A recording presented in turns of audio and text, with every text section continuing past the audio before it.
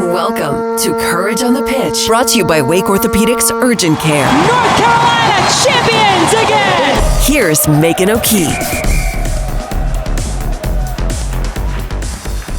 What's up, everyone? Welcome back to Courage on the Pitch, presented by Wake Orthopedics Urgent Care.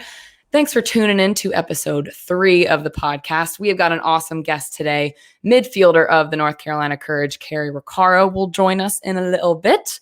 But first, I want to do a quick little recap, if quick as possible, of the past week's events.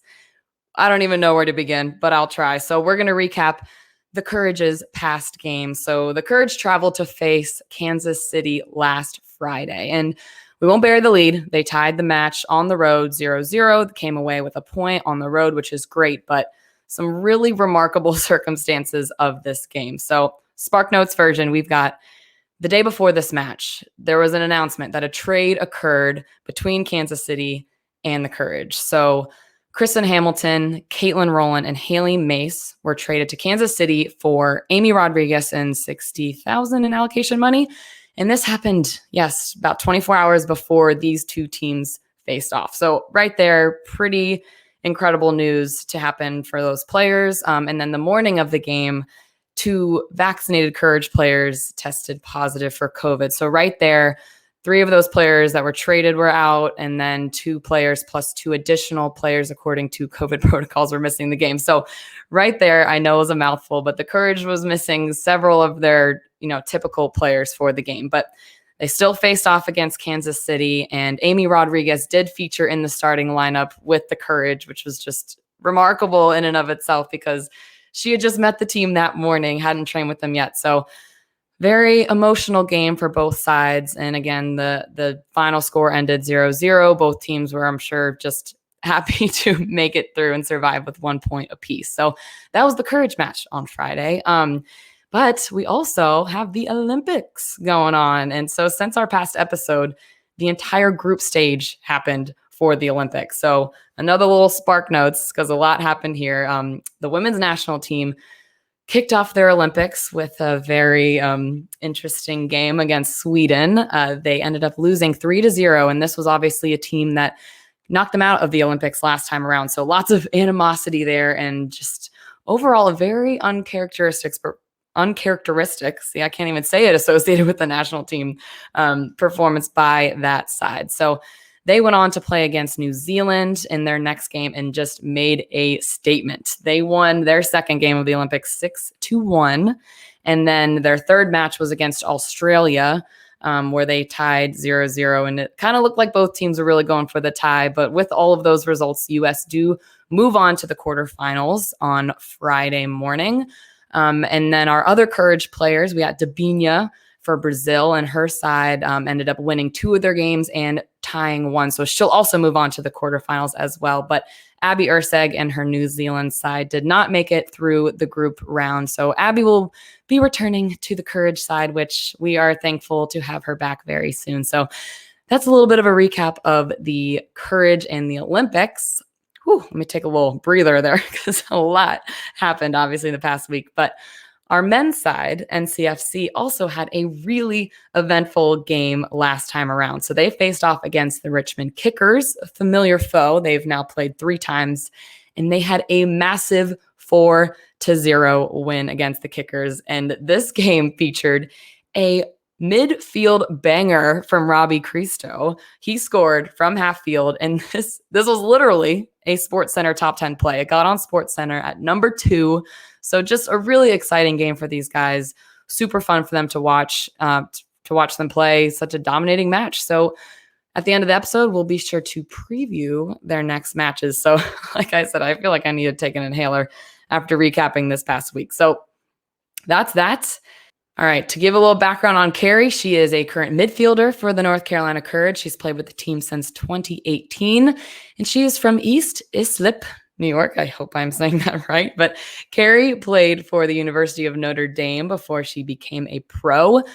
She also played internationally for the U20 U.S. women's national team, who won the 2012 World Cup in Japan. And she was also the captain of the U20 national team in 2014 for that World Cup as well. So she's got a ton of international experience, but she was drafted 5th overall in 2016 to the Houston Dash.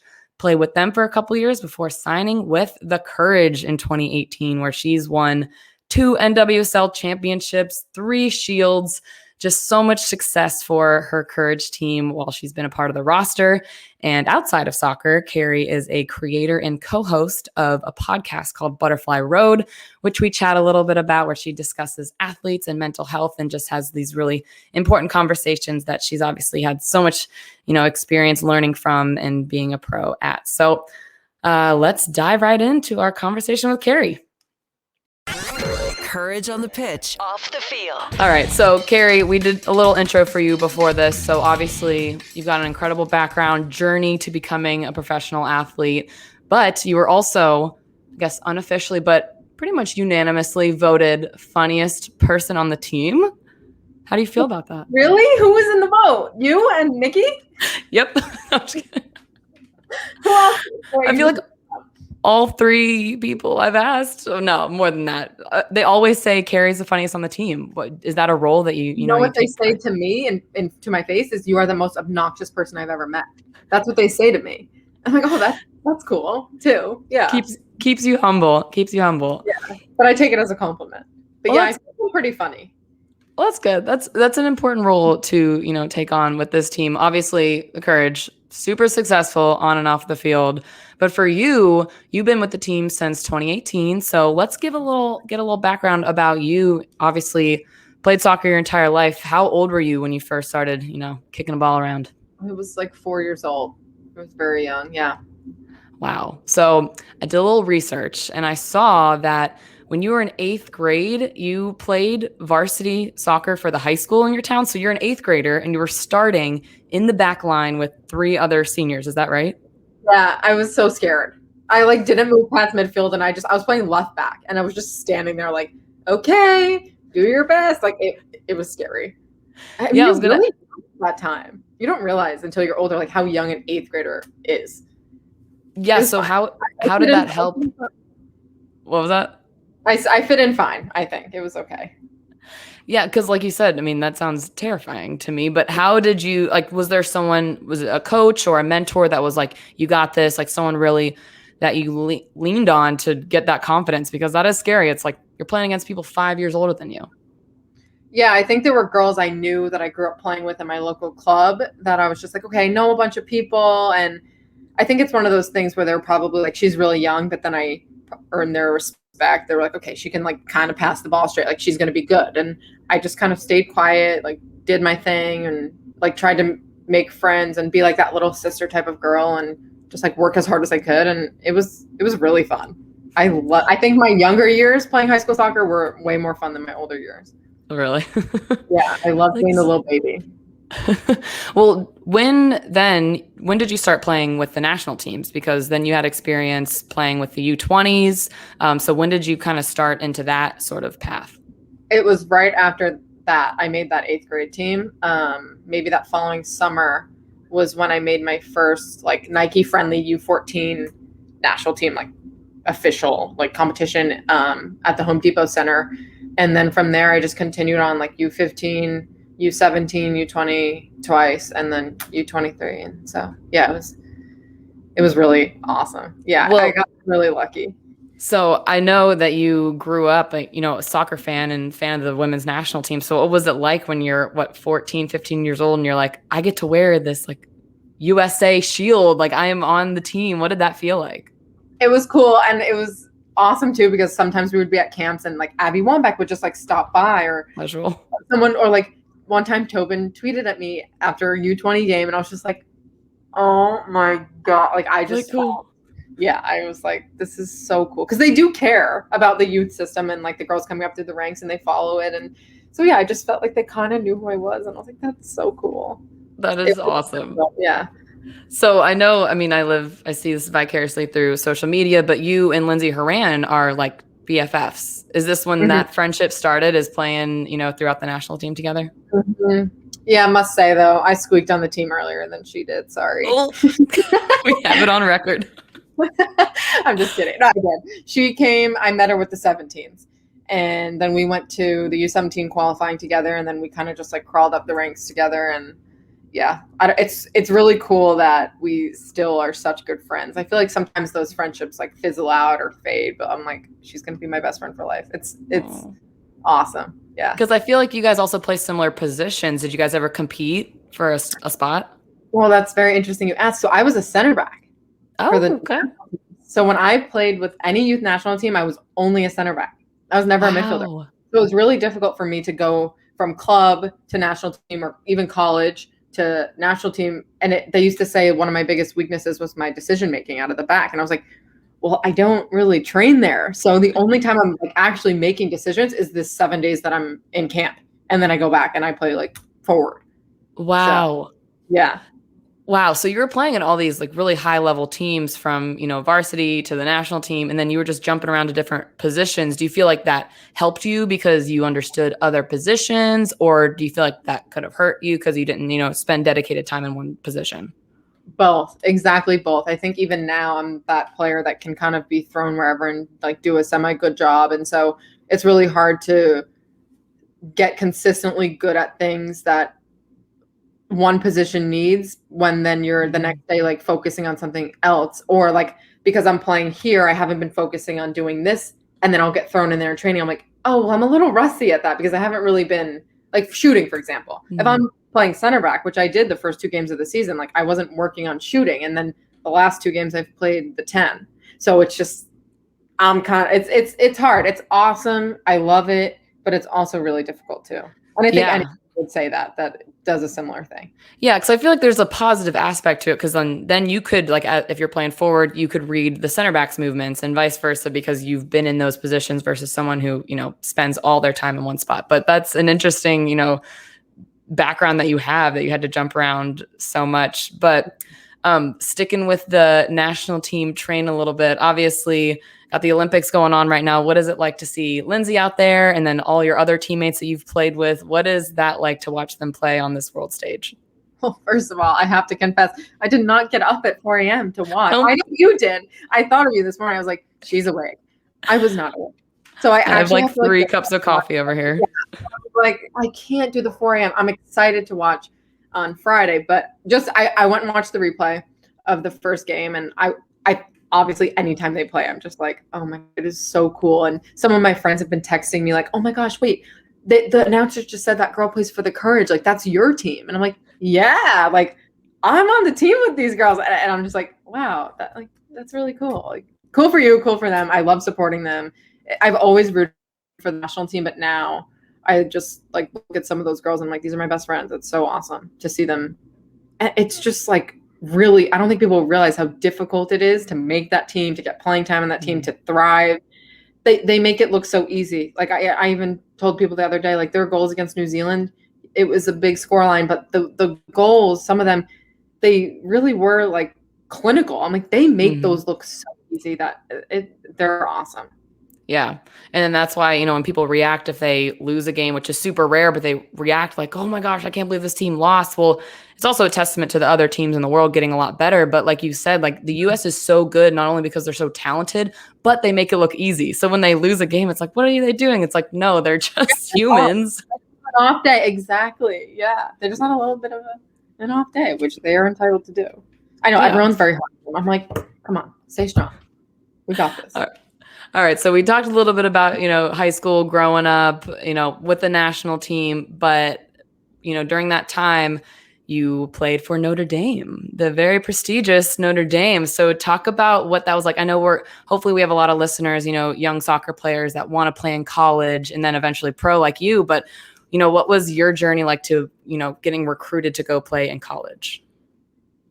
It was stressful, I think. I was just talking about this yesterday. I think it's something where you got to figure out at first, like, do you want to stay on the East Coast or the West Coast? Like, what type of schools are you looking at? And so I kind of wanted to stay near the East Coast. Notre Dame was like the furthest in I looked. And Paul Riley was a huge help for me. in that. Like, I don't know what would have happened if I didn't have him. He was kind of like helping me communicate, and a coach would reach out to me and be like, oh, they're interested. So it was really nice having someone on my side to kind of guide me through the process. And I went on all those visits, and it's really cool to see, like, can I see my life here? Can I see my life here if I'm not a soccer player as well?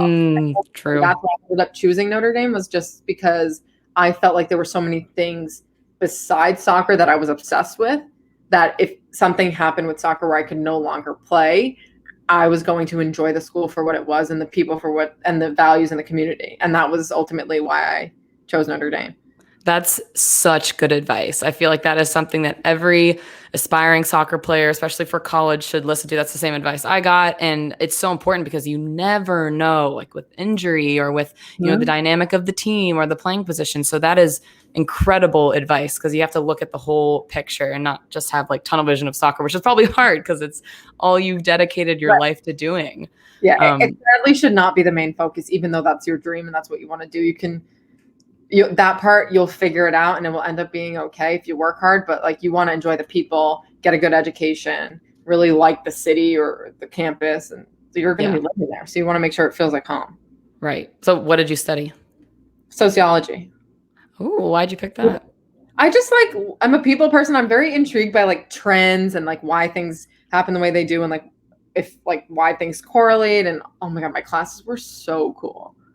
Like what? They were so awesome. I'm trying to think. So I took like a marriage and family class. I took a class. It was called Sociology of War and Terror. We would like watch Saving Private Ryan clips and stuff. Like, it was just like, I was all over the map with what I was learning. I took an environment class, like sociology and environment, where I was then like writing a paper about turf fields and soccer fields, like whatever I want. It was cool. It's kind of very broad. You're basically studying people and the world, I guess.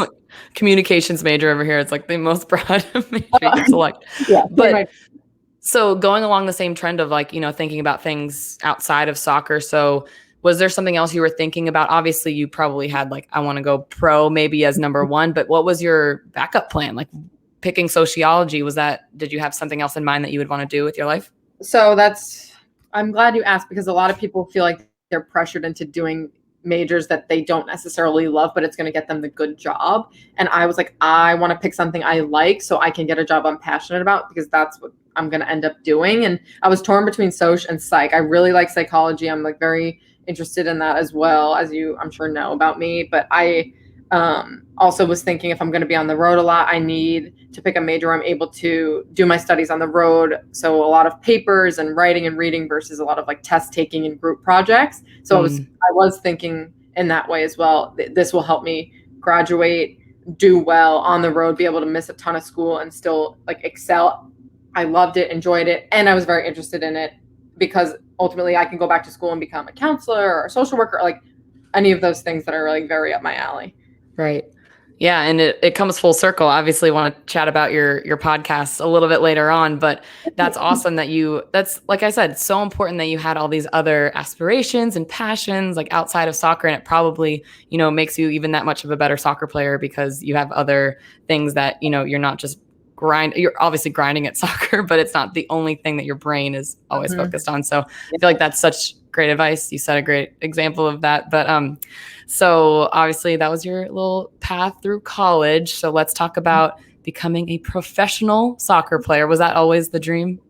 Oh yeah, I like wanted to do that when I was in Girl Scouts. I wrote this little timeline when I was 5, and it was like become pro soccer player. Really? No, anything. I mean, I used to go to New York Power games when I was little. So the WUSA back in the day. Yeah. So that was like Tiff Milbert, Shannon Box, Christy Pierce. Wow. Yeah. So that's what I was growing up.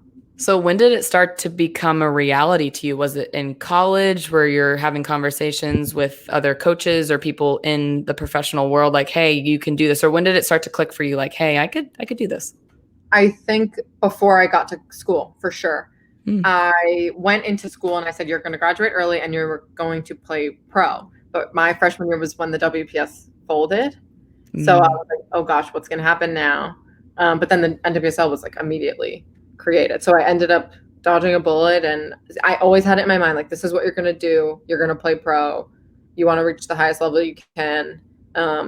never had a doubt in my mind about like a league being available to me, which is kind of naive to me. Like I was just like, oh yeah, there's going to be an opportunity for me, and I'm going to do that.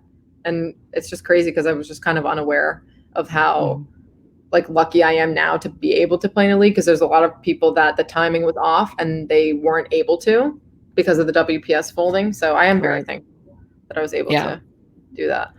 So let's hit 2016. You graduate from Notre Dame. How does this work? Do you get a phone call, or you get drafted to the Houston Dash? We'll cut to the chase. Don't want to bury the lead. You're drafted to the Houston Dash, 5th overall, right, in the draft. So talk to us about what conversations were happening before it became a reality. Oh God, I was very stressed. So I don't know if you know this, but I got hip surgery like a couple days before, hip and groin. So I was like in a wheelchair. I'm like, so I wasn't at the draft. I was like, okay, if I had to guess my top 3 at the time, I was going to say it was either Portland, Houston, or Kansas City. And then in my gut the day before, I was like, it's Houston or nobody. That's like, it's Houston or nobody. And I didn't even watch. I was so nervous. I didn't watch. I was just like, oh, I know the draft's on. I'm just going to like put my phone down. And then I just started getting like a ton of messages. And I was like, okay, you got picked. And then that was it. And then I went to physical therapy like an hour later. I was like still on my crutches. And I was just like, okay, well, I got to get to work now. And then I went to Houston a couple months later and ended up getting cleared pretty quickly. I was healthy, not fit, but I was healthy, like injury wise. And then there I was for 2 years. Wow. That's insane. People don't realize you truly don't know what your future is going to be like. It could change in 5 seconds. Yeah, I had no idea. The stress of that. So, wow. So you do your recovery, you start playing with the Dash. What was the biggest change from playing college to professional? I think it was, I'm going to name 2. So I think it was the speed of play and also people in the league, their ability to capitalize on mistakes of yours.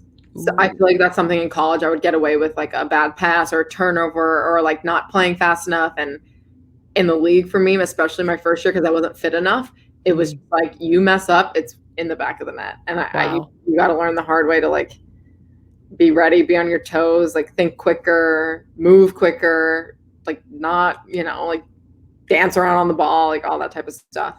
It was tough. It was tough. Yeah, I feel like you probably have those plays in the back of your head. You're like, oh my gosh, I can never let that happen again. But were there any like big plays of yours in your rookie season that you're like, that was the coolest thing I ever did? Like any highlights from your first year?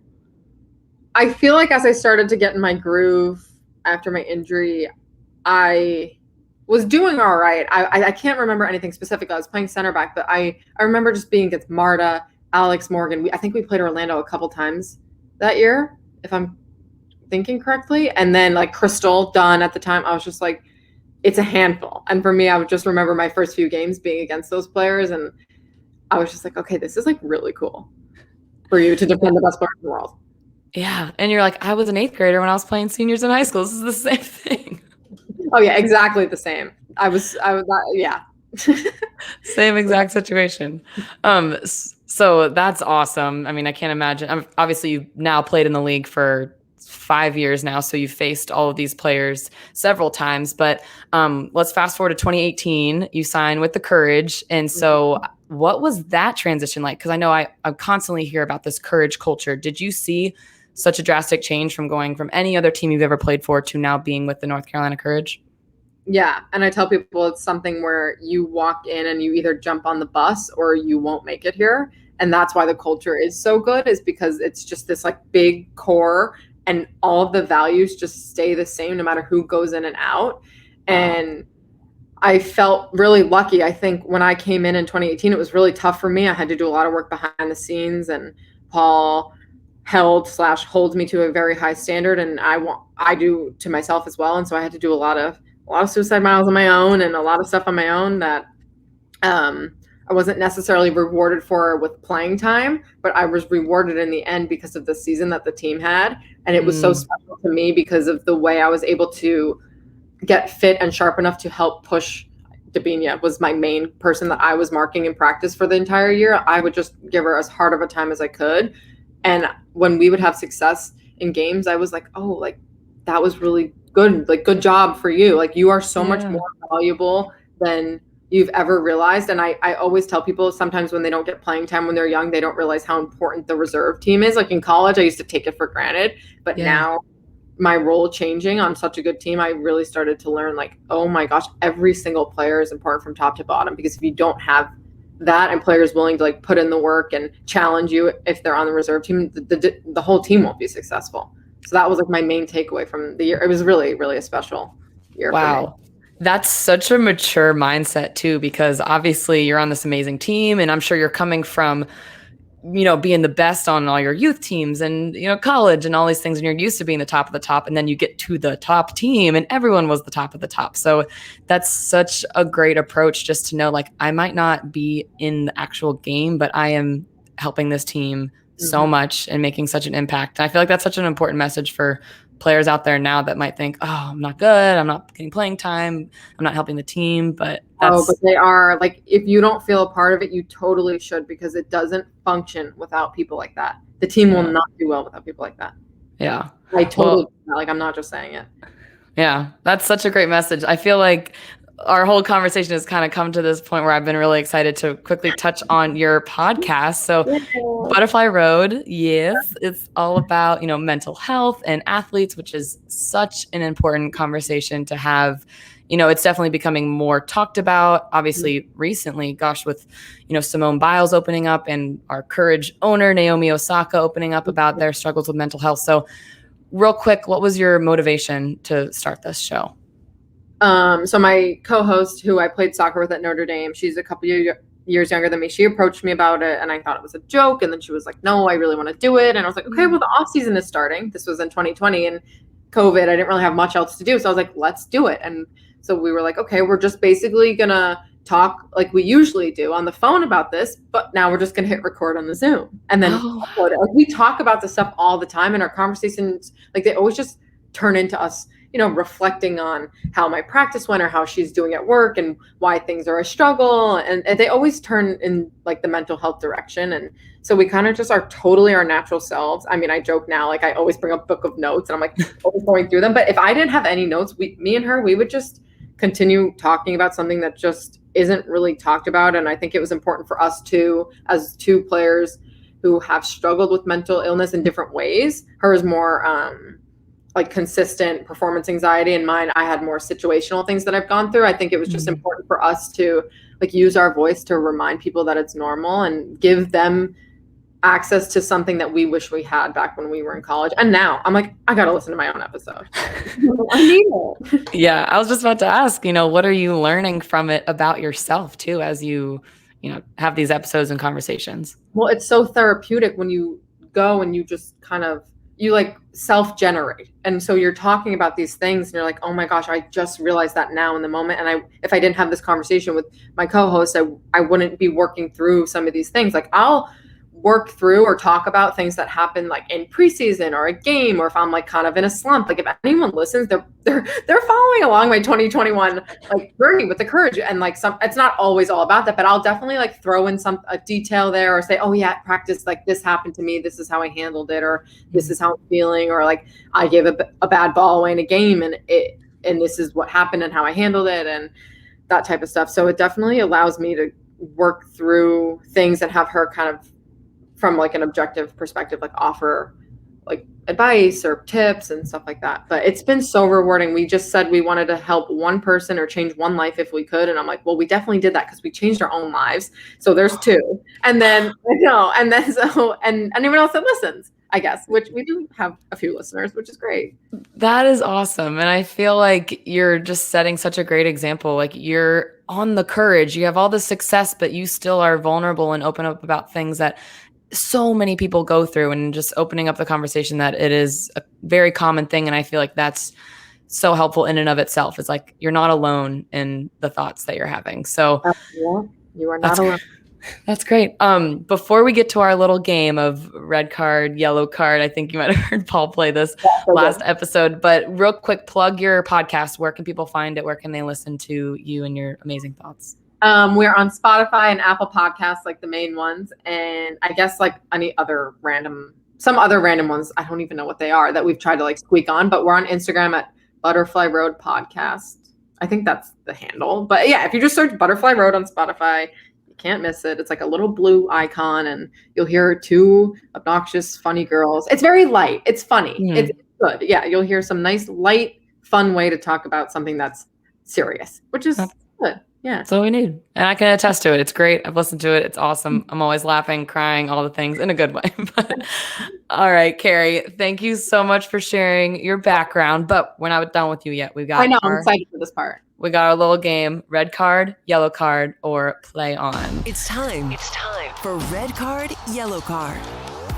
So just to remind our listeners, this is how you play. We've got a category, 3 things within that category. You either give a red card to something, so that's out. None of that in your life.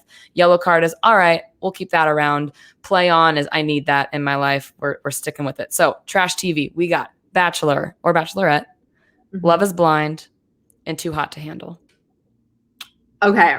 Play on Bachelorette or Bachelor. Have to. That's been in my life forever. Can't not. Too Hot to Handle is play or yellow.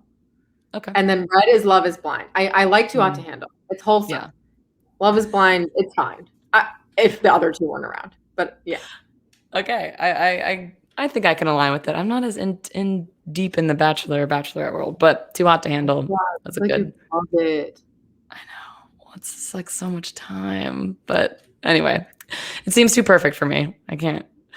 All right, next category. This one is very specific to you. If you can only pick one thing to leave the house with, you've got your phone. I know it's gonna be. Your phone, a hair tie, so your hair can't be up if you don't have it, or chapstick. Oh, I knew that was okay. Oh my God. Phone out. Red card. Good for you. Okay. I respect it. I think I need my Carmex, so that's play on, and then yellow is hair tie. If anything, I'll just put it in my shirt and like just dip it on there. Yeah, I can't have dry lift. No. Heard it here first, folks. Vaseline, can we get a sponsor? What? I asked Carmex for a sponsor. They said no. Oh, sad. All right, last one. If you weren't a professional soccer player, so not an athlete, you're either a singer / dancer / insert any sort of performer, an interior designer, because I know you dabble in the decorating, or a baker, because I heard you made some incredible cake balls for Merritt's birthday. Okay. The performer, singer, dancer, easily play on for me. I wish I could sing. I can't. Baker is yellow card, and then interior designer is red, because I do like the baking situation too. Mm-hmm. And yeah, I love the eating. Sing, my God, and dance. Oh yeah, I'm just like thinking Britney Spears right now. That would be a dream. All right, that'll be next episode. We'll do a little carpool karaoke dancing with Cari. Cari karaoke. All right, Cari, that's a wrap. Thank you so much for being on episode 3 of Courage on the Pitch, and we will talk to you later. Thanks for having me. Coming up on Courage on the Pitch. The Courage will remain at home to take on the Orlando Pride on Saturday, August 31st at 7 o'clock. And that match will air on Paramount Plus. You can also get your tickets on nccourage.com. Don't want to miss that matchup. That'll be a really exciting game. And then our men's side, NCFC, will travel to Fort Lauderdale to take on that team on August 1st, which is a Sunday, and they kick off at 7:30, and that airs on ESPN Plus. So, wow. What an eventful episode. Thank you so much to everyone for tuning in, and we will see you next time on Courage on the Pitch, presented by Wake Orthopedics Urgent Care. Thanks, guys. Courage on the Pitch is sponsored by Wake Orthopedics Urgent Care. Courage on the Pitch with Megan O'Keefe is part of the Capital Broadcasting Podcast Network, with new shows available every Thursday on WRALSportsFan.com or wherever you get your podcasts.